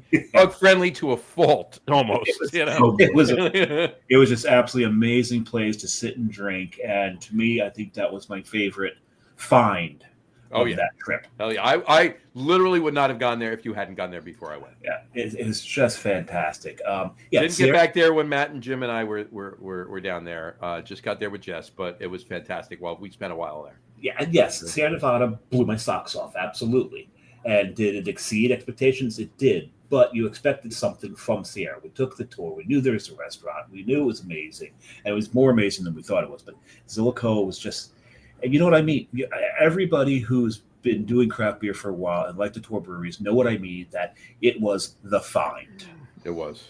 And that was so cool. So when I heard that they would just, the river wiped them away, that was heartbreaking. It was very heartbreaking. So I hope they can do something, because it was just such a cool vibe, a cool space, cool people. The beer was very. It's not like the beer was meh and the vibe and the people were cool. Everything was great. So the beer was fantastic. Yeah. So I know I donated to their GoFundMe. Yep. So hopefully a lot of people have, and that's given them enough money to get themselves back started. And if they do get back started, we're going to have to get back down there, Dave, you and I, if for no other reason than since the brewery got swept away, our stickers are gone. So we're going to have to put new stickers up. Oh, yeah. We put new stickers. You put stickers up there. You didn't put stickers up when you were there. Oh. I put them up for both of us while I was there. Because I think by that point, because it wasn't one of the first breweries I had gone to, so I had run out of stickers. You were out. I was tapped out of stickers at that point. So, cool. All right. Hey, I think it's time for the top three. What do you think? Yes, it's getting time for me to go to bed. Yeah, it's about that time. I'm only getting a little hungry. Time for dinner. It's 9:30 already. So, now we brought this up before. It is National Macchiato Day. So happy National Macchiato Day for those who celebrate. But we decided for our top three tonight, top three coffee preparations. Now, the thing about it, before you get into it, a macchiato, very simply, is espresso. Mm-hmm. Well, there's a couple ways to do it. There is the espresso macchiato and there's the latte macchiato. Mm-hmm. Okay, so the espresso macchiato is really just a cup of espresso with a dollop of the steamed whipped cream on top. Yep. Right. Because macchiato in Italian means spotted or stained. Right. So you're just staining it. When you go the other way, it's a latte macchiato. It's the other way around, where you've got your steamed milk and you pour the macchiato right down the middle. Mm-hmm. And then when that gets poured in the glass, it's this little magical thing where the espresso sits between the highly whipped cream, which is on top, and just the steamed cream, which is on the bottom. So it almost like a parfait. It's almost layered. Yeah, layered. It's layered. Yeah. So there's a couple of ways to do a macchiato. Anybody that's experienced of a macchiato is purely at Starbucks has had the latte macchiato. Yeah. Mm-hmm. Yeah, you have, and not done correctly. Right. Yeah. And also with caramel. There's that as well. So top three favorite coffee preparations, and this can be any preparation you want, whether it's just a specific blend, a specific bean, a specific country, a specific way it's prepared, whether it's a latte or whatever, anything. Top three favorite coffee preparations. Council, please have at it first. That is a loaded question for a person in a profession that consumes a shit ton of coffee. So, in number three, I think I would say like Italian espresso, just like a traditional Italian espresso with maybe buca in there. And oh, you're making it Greek coffee now. So you're looking at the little Demitas glass. Yep. Yep. I don't disagree with that at all. No, that would definitely be up there. Number two, I'm a sucker for a good cappuccino. There you go. I do like a good cappuccino. I'm not big with milk, so that's just kind of like a me thing. Right. But I like cappuccino because I feel like there's just enough milk for me where I don't feel gross after drinking it. Like lattes and macchiatos and stuff, I could always feel like that milk a little too much for me. And then number one, I love just a good Colombian like medium roast coffee. There's actually a really good coffee spot our neighbors own in Chester, New Jersey called El Monte Roastery. Okay. And they do a Colombian roast that is just out of this world. Black, cream, sugar. Oh, I What do you it put black, just black. Okay. There you go. I'm very simple when it comes to my coffees. There you go. All right. Samurai. Okay. One honorable mention, and that would be the cafe latte. Now, in America, we just call them lattes. You go to Italy and ask for a latte, they're going to hand you a glass of milk. Because latte means milk. That's all it means. You order a latte, you're getting milk. Yeah. So cafe latte or cafe e latte. Cafe e latte. Right. And that's that fancy cup that you get where they've done the squiggle, either the hearts or something else in pattern. And I think the reason, yes, I really enjoy them. It's coffee with milk. That's all it is. That's all it is. But it's a steamed milk, and they do the patterns in it. Right. And for me, it's not so much. It's not because when I'm taking to go, I will never get a cafe latte because you don't get that little artistry in there, and that artistry makes me feel good. There's just something magical about that. So this is why it's only an honorable mention, because I would never order it to go. That's never happened from a coffee shop. So that said, now my true top three. When we went to Germany. Mm-hmm. We stopped in Portugal first, and one of the in airport, it was just a layover. We had to grab some kind of like breakfast thing because we took a red eye over, and so we got like croissants, brioche, cornetto, whatever you want to call it. It's croissant, and a coffee. But they had this thing, and they had it in Germany too, and they had it in our hotel, and it's not mocha. It's like half coffee, half hot chocolate. So fucking good. I drank this stuff that was coming out of my ears when I was in Germany. It was just, oh my God, this is so good. So that's my number three, is this chocolate coffee that they had. There was I think Dave froze. Either that or he's really thinking hard. He might be thinking hard. He might be like, he's so... Name for it. I can't remember that. Am I back? You're back, yeah. Okay. Because as far as I was concerned, all of us were spitting. So, yeah, every time I look it up, try to find out, it just comes up, it's mocha. It's not mocha. It's something different. So that's my number three. Mm-hmm. My number two, going back to the Italian coffees, affogato. Sure. Oh, a coffee affogato is just, to me, one of the perfect ways to end a really good Italian meal. Mm-hmm. Give me a dollop of the vanilla bean ice cream in that cup, pour the espresso around it, and let that ice cream just melt into it. And that is, give me that little spoon. I'll eat some of the ice cream first so I don't completely dilute the coffee. But that's one of my favorite things, coffee affogato. My number one coffee preparation. And you have to have a stemmed, handled, clear glass coffee cup for this one. Mm-hmm. That is Irish coffee. Sure. Oh, yeah. And I just love Irish coffee, especially if you're taking the time and you've made the whipped cream yourself. Because what you can do is you can infuse that whipped cream like they do at Cloverleaf, infuse it with some Baileys or something, as well, to get that little Bailey's flavor into it. And that's just, and I'm not one of those that like to put creme de menthe in mine. I know some people do. Have fun. That's great. Enjoy it for yourself. I like it straight up. Give me the coffee. Put some JMO in it. Put some whipped cream in it. JMO, I mean, do you enjoy the Bailey's Irish coffee, or you want JMO? You want Irish whiskey in it. You don't want... Oh, it's Irish whiskey. An Irish coffee's got Irish whiskey in it. Oh, no, I understand. No. I'm not saying one's one in it. I'm saying, do you enjoy ever a Bailey's Irish coffee too, or is it only about the Irish coffee, the Irish whiskey coffee? For the sake of this argument, it's the Irish whiskey, but Bailey's is just, it's Irish whiskey with cream in it.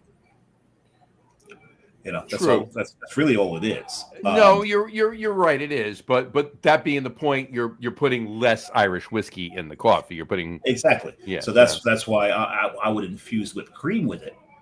But no, I'm putting the Irish whiskey in the coffee. Fair enough. And I don't know if you've ever done this. Have you ever found bourbon cream? Oh yeah. That is one fantastic. It's in the world. I haven't had it in a while. Next time I go to Boonton, I've got to get some more of that. Actually, I could probably find it in Jersey City. Oh, that's just so good. The only problem is it doesn't last me 2 days once I get it. Gotcha. And it's have that effect on people. To me, it's an aperitif. It's a nightcap. I'm going to that helps. It helps me sleep. That and about half a bottle of tequila. All right. On to you.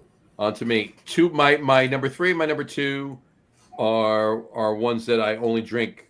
I only really can drink now, right? From a few weeks ago or a couple weeks ago through New Year's, and that's it. But I look forward to it.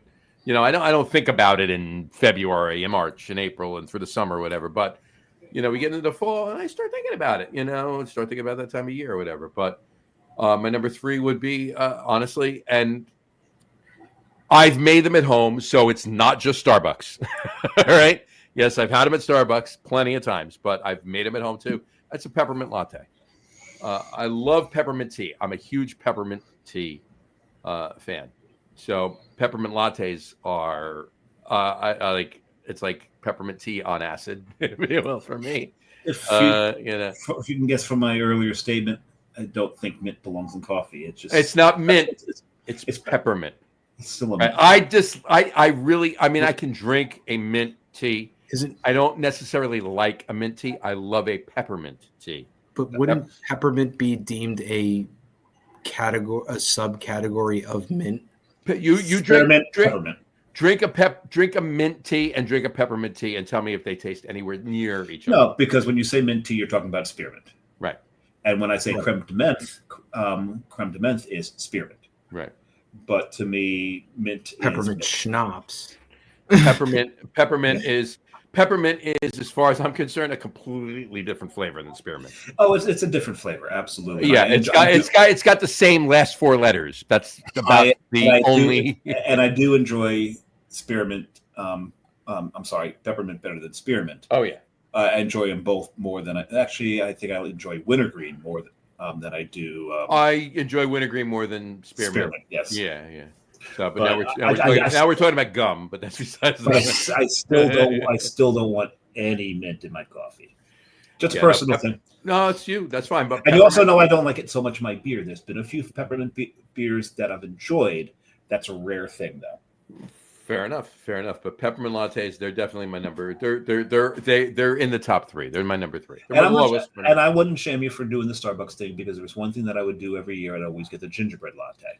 Yep. Every single year. Gingerbread. If I gave an honorable mention, gingerbread latte would be. They don't, but they haven't done it in years. They haven't. Yeah, I haven't had it in at least probably before the pandemic, probably before 2020.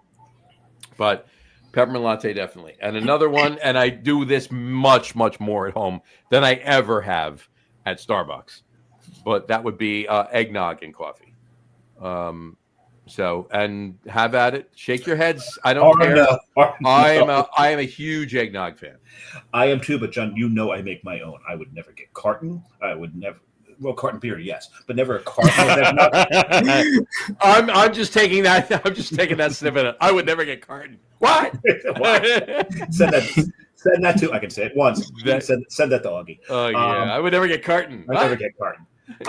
But no, because I make my own eggnog. I can't say I make my own eggnog. I can say I have made my own eggnog. Oh, I make there are now at least twice a year. I make it. There are a couple of cartoned pre-made eggnogs that I do enjoy. There are many that I can't fucking stand. But the best one when I did drink before I started making my own eggnog and can't stand it anymore, Chipwich I thought was one of the best. Chipwich was good. Turkey Hill has surprised me from time to time. In a pinch, it's good, but Chipwich is good. Southern Comfort's decent. Yeah, Southern Comfort's decent. I just can't. I can't. And you know it's fake eggnog flavor they put in that. I'm Right. sure you do it better with when you use carton eggnog, cartonized eggnog. Cartonized, yeah, but I'll get a good one. I'm not going to the store and spending $4 on a gallon of cartonized eggnog. Right? I'm getting a good one because I'm not just sitting there and pouring big glasses of eggnog and downing it. Right? I'm getting it to put in coffee. Right? No, if I'm doing that, I'm making eggnog. So when you make your eggnog, what spirit do you put in it? Bourbon. It's classic. And you know me, I'm typically all for the classic. I'm all for the tradition. You know, eggnog is where I break tradition. Yep. You do wrong. No. No. Go ahead. Amaretto. Amaretto, yes. You put amaretto in it. Yeah. Amaretto makes it so that, even people who don't like eggnog will come back for, they're like, are you out of eggs? Because we need another batch of this. Exactly. Which brings me to my number one coffee. Yep. And that would be coffee with amaretto and cream. Ooh, I can respect that. That's my number one. That one can absolutely respect. I have that all year long. I go out to dinner. We go out to a nice dinner. And we're getting coffee afterwards. We're in a nice restaurant or whatever, especially an Italian restaurant or whatever. Yeah. And we're getting coffee. I'm getting a double amaretto, and I'm getting my coffee, and I'm pouring half of the amaretto in my coffee with the cream, and I'm drinking the other half of my amaretto. And it's Di Serrano that I'm getting. Oh, I got a big bottle of Di Serrano sitting over there, right. And it's in preparation for this season, right? Because it's not just the eggnog, and I'm gonna have to try it in the coffee now. I brought that up, but also that's how I make my hot cocoa. Yeah, that's great in hot cocoa. It's fantastic. But here's the thing: it's also from a procedural point of view, because anybody who has put milk into a pot and tried to whisk cocoa powder into milk has been frustrated as hell and has. It takes about an hour and a half to actually finally blend together. And you've got carpal tunnel syndrome. Right. By the time you're done. But if you take the cocoa powder, put it in the pot, put the Amaretto Di Serrano or any liqueur for that any matter, liqueur. It just instantly dissolves into it. Then you add your milk. It is saving you forever. Oddly enough, I actually have done that with cream de menthe. It actually works really good. Yeah, I'm not a huge fan of cream de menthe, but I will do that with cream de menthe. Next time you do it with amaretto. Oh no, I've done it with amaretto. Okay. Oh no, I've done it with amaretto. I'm just saying I brought that up because of your cream de menthe before. Actually, it's not. I don't love cream de menthe. I don't hate cream de menthe, but I don't love cream de menthe. But I will do that with cream de menthe. So it's like a hot cocoa with a little bit of mint in it. It's not bad. A little bit's not too bad in hot cocoa. I'll give you that. But also, Grand Marnier works pretty nicely for cocoa. Hell yeah. One thing that drives me crazy because you think it would, but it's just too lightly, delicately flavored is Chambord. Oh, that's big though. You've got to use so much of it to get it to come out in hot cocoa, and it's just then you don't get that richness. So Chambord in hot cocoa for me just doesn't work, and it breaks my heart that it doesn't because I love Chambord. So what you got to do is you got to do a layered shot: half Chambord, half Screwball whiskey. Yes. You got to do a peanut butter jelly shot. There you go. That'll do it. And then make sure you got the insulin set aside. Right on the side, just ready. That Screwball whiskey is going to raise your sugar. Wow, your A1C is going through the roof. Cool. And I think we can all agree, as an honorable mention for all of us, that one of our favorite coffee preparations is coffee beer. Is that beer right there? Coffee and just about any beer, but yes, definitely that one. I've got two. I do have two of them left. They're in the fridge, so they're safe. There you go. There's coffee in this beer. We will be brewing that actually in January. You're brewing breakfast out in January? No, Nautical Twilight. We'll be doing. Oh, when are you doing my variant? Maybe we'll do it as part of this brew. Dave, have you heard my variant, the collab I want to do with him? No, I have not. What is this? It's gonna. He wants to put spearmint in. Yeah, I guess so. Spearmint and wintergreen together. No, and a little bit of turkey giblet gravy. No, it would be called what I call it, nautical. I forget what you call it. I forget. There was a name I had for it, which actually worked pretty nicely. I know you'll have to brainstorm. I if you say it, I'll know it. Yeah, but it was nautical. No, Twilight Sailing. Okay. Wasn't it? It was Twilight. No, that there was something else to it. There's only 2 words, but it was something along. At any rate, no, what it is, it's nautical Twilight, but with coconut. With coconut, yeah. Ooh, that sounds delightful. Mm-hmm. So coconutical Twilight. Oh no, nautical departure. Nautical Departure, that's what it was. Or Twilight Departure. Twilight. Was it Twilight Departure? Yes, it was Twilight Departure. Twilight Departure, yeah. Because what it'll be the same, almost the same label, but it'll have like a boat on it, but it'll be one of those Japanese boats with the silhouette of a samurai on the back of the boat. Yes, because standing on the back. Because anywhere that Dave can slap his samurai is slap my samurai. That's a new one. Well, folks, I'm gonna go slap my samurai. Never heard that one before, but that's okay. So we've added one to the lexicon. I like that. Samurai. Hold on. Punish the Pope, beat the bishop, slap my samurai. Slap my samurai, really. I gotta love it. That's definitely an open. Oh boy. Slap my samurai. Slap my samurai. How do you spell samurai? SAMUR. I know how you spell samurai. There you go. Anyway. Cool. Awesome. Well, I'm good. I'm ready for bed. I'm ready. Well, we got another comment in here. I got to throw that up beforehand. Oh, Dougie. Doug. One more thing. Daniel Jones is trash. Well, it's a good thing. Hold on. We haven't even talked about this, and I don't want to get into it because anymore. Daniel Jones.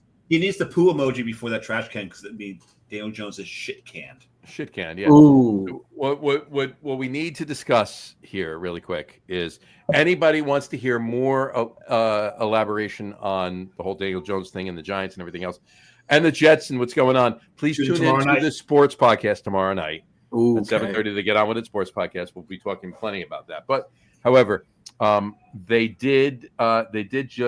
Giants just signed another quarterback to the practice squad today. Aaron Rodgers? No.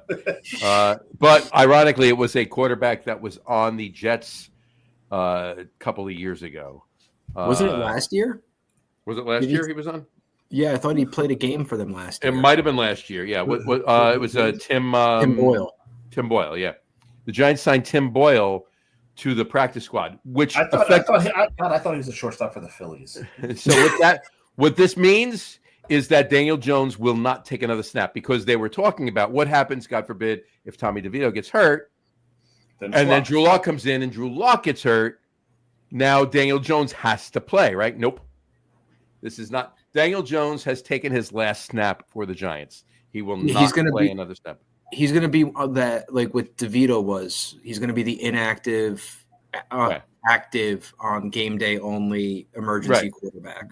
Exactly. And if, God forbid, Tommy DeVito gets hurt and Drew Lock comes in, the next game, if Tommy DeVito is hurt enough that he can't go, Tim Boyle will be activated and become the second string behind Drew Lock. Daniel Jones will not take another snap for the Giants. So, yes. I love that meme when they said that when they were in Germany after the game, Dabble took Daniel Jones out to the fields, took his collar off and said, "You're free, boy. Go and run. Go. Let's go." And yet then pulled in the car and ran off. We all know as Giants fans, he's going to end up somewhere, and he's going to have a decent career. Oh, yeah. He's going to go. Yeah, he'll go to playoff after playoff. So, but where? Exactly. So there's this. Hold on, I have to put it up. So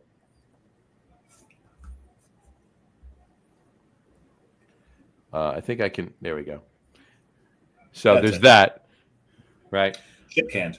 Shit canned. Or if you really want to, we can actually do this one. I've never met somebody who is as fast on emojis as John in my lifetime. Always in groups of 3. You ever notice that? Yeah. Well, you got to have groups of 3, right? So there's this one. He's just a There's little, this one. There's this he's one just a too. little OCD. Just a little bit. There's this one too. He's also hot garbage. There you go. Garbage. Yes. That's what you're doing over there. I see. There you go. Gotcha. So, And you're putting it on all the. well, no, you hit it once, and and it goes to all 3. Yeah. So there you go. So at any rate, So there alrighty. you go. That's the one from Facebook. There you go. There we go. Hot garbage. There you go. So yes. Hey, at least we're not the Jets. That's all I have to say. Okay? You saw my post earlier. I feel sorry for the Jets fans. The Jets continue to jet it up. They could be the first team in history to fire an interim coach. That'd be the jettiest thing they've ever done. I got to tell you, for what Woody Johnson is doing, with no disrespect to Woody Johnson as a person, as an owner, for what Woody Johnson is doing, it should almost make Jets fans wish that the Wilpons owned the Jets as opposed to Woody Johnson. Okay. It's just whatever. Anyway. All right. So, Dave, thanks for coming on the show. Absolutely. Thank you, guys. Fantastic. I'm so happy. Now you're gonna stop bugging us now, right? Yeah. 6 months. 6 months. There's a statute of limitations. We'll revisit this in May. And there you go. But it was fantastic. I'm so happy. Thank you so much. No, thank you guys. You got it. But stick around. We'll talk for a minute. On that note, we will wrap up the show for today. We want to thank everybody for watching. And for those of you just listening to the audio podcast, thank you for listening. Don't forget to visit our website, www.loggerroom.com. That's LEGERROOM.com. And please remember, like us and follow us on all of our social media, Facebook, Twitter, Instagram, and of course, our YouTube channel. All of them are at The Logger Room. Remember, we go live with the video podcast on Facebook, YouTube, X, and Twitch every Tuesday night around 6:30 p.m. Eastern Time. Sorry about tonight. Tonight was amazing. An abomination. Tonight was an abomination. Yes. Aberration. Oh, it was an aberration, but it was both. Enigma. It is an enigma. There you go. Wrapped in a puzzle. Exactly. But for those of you who just want to listen to the audio podcast, you can do so on our audio host, Spreaker, as well as iHeartRadio, Apple Podcasts, Spotify, Odyssey, Audible, Google Podcast, Amazon Music Podcast, TuneIn, Podcast Addict, CastBox, Deezer, Podchaser, Listen Notes. Pretty much anywhere you can find an audio podcast, you will find the Log Room Guys Craft Beer Podcast. And if you haven't done so already, please subscribe to one or more of those feeds, and you will never miss a show. Again, thanks for following along with us. Have a great rest of your week. Have a wonderful weekend. Dave, once again, thanks for coming on. Yep. We really appreciate it. Drink a lot of beer, folks, but drink responsibly. And we will talk to you next week, folks, at 6:30 p.m. Eastern Time, next Tuesday night, our holiday beer show with our guests, Tom, the Beer Whisperer, Mobile Hill. Yeah. Tom, the Beer Whisperer, Mobile Hill, and Tom, the Beer Whisperer, Mobile Hill, and John, Brew Guru Starodumsky, our annual holiday beer show before Thanksgiving. It's going to be fun. Make sure you tune in. We will talk to you then, folks. Take care. Yep. Cheers. Cheers, folks. Founders, fix this goddamn label. Yeah. Court is adjourned.